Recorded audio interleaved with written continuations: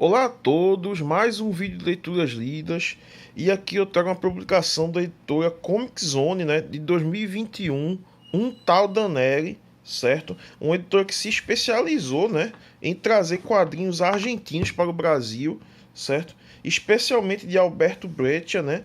Dado a qualidade desse material, que eu digo que venha mais, né? Que venha muito mais, porque foi uma primeira experiência, uma primeira entrada, né? Nesse universo, nesse autor muito bom, né? A arte de Alberto Breccia com os roteiros, né? A primeira parceria entre esses dois gigantes, né? Dos quadrinhos de Carlos Trillo, né? Carlos Trillo, isso mesmo. Carlos Trillo escreve e Alberto Breccia desenha. Desenha não, ele pinta, né? Ele faz a sua arte, por assim dizer, certo? É impossível não ver as nuances, né, de um gibi e as nuances num gibi, né, de um autor, sem olhar o mundo em que ele vive, né, e como esse mundo é visto através, certo, de suas lentes, né, de seus olhos, né, é, o mundo que ele vive, né, e esse mundo é visto através das lentes, né, o mundo que é visto através das lentes de Carlos Trillo e Alberto Breccia no caso aqui, é o mundo vivido durante a ditadura argentina, certo? De 76 até 83, se eu não me engano, certo? Então esse gibi foi produzido, né, como explicado na introdução de Álvaro Pons, né, um estudioso do assunto, é um gibi noir, né, que foi produzido antes e durante a ditadura argentina, certo? Na América Latina, né? Então muito disso vai ser trazido para o gibi, certo?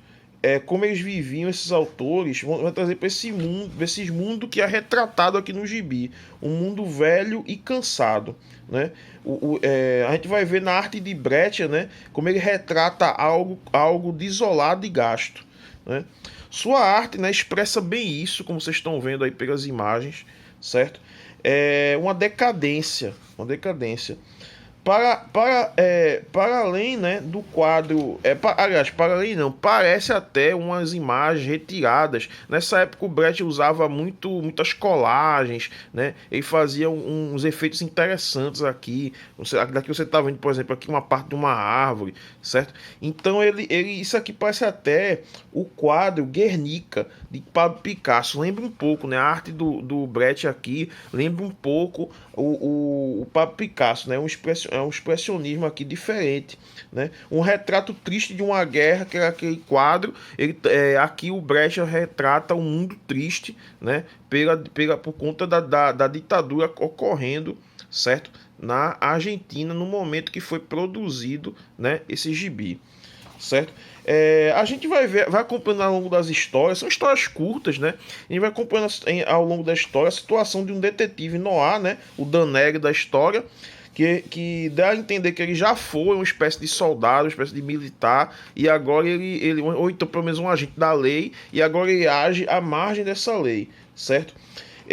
Nessas histórias, o Daneri às vezes ele é mais uma testemunha, né, do que acontece, do que um agente do que acontece, né, da própria decadência que acontece com as pessoas à sua volta, certo?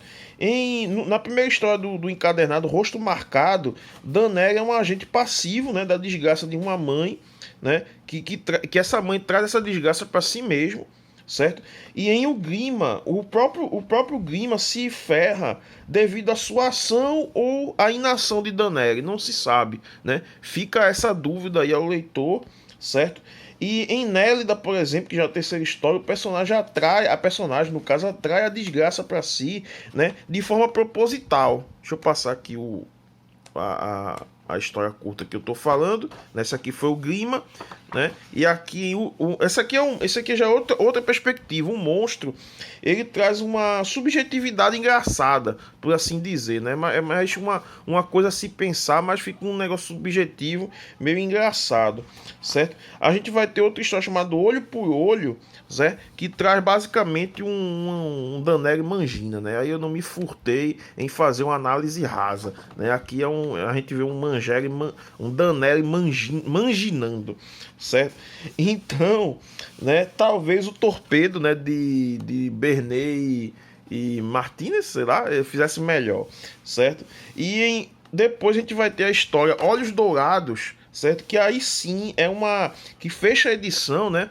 É uma história que traz um surrealismo, talvez, né? Um pouco de surrealista. A história de um boxeador que ele tenta sua última cartada para se dar bem, não só no ringue, mas em outras coisas, certo? E ele é de partir o coração, né? Porque o cara tenta um negócio, só que dá errado, e a gatinha fica olhando, né? Ele se decaindo, né? Você tá vendo essa página bem surrealista, bem surrealista, né? E que o rosto da pessoa vai tomando outra forma à medida que ele cai, e é de partir o coração. Eu diria até que não é uma coisa que eu me enxerguei aqui, né? Eu não me identifiquei, porque identificar presume uma certa condescendência, mas aqui eu me enxerguei aqui também na figura do sujeito que se arromba, certo? Excelente gibi, excelente mesmo, certo?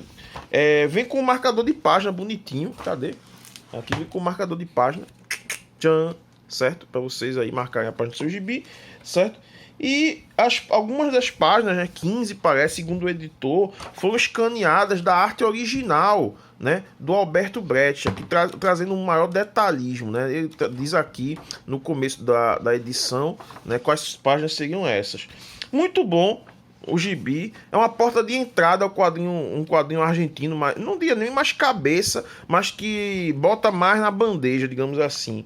Eu não vou fingir que sei coisas que eu não sei, por isso que eu vou botar o link do quadrinho na sarjeta, se vocês quiserem uma análise mais profunda e melhor. É isso. Concordam, discordam, digam o que acharam nos comentários, se inscrevam no canal, apertem as notificações. Obrigado a todos pela paciência e saudações.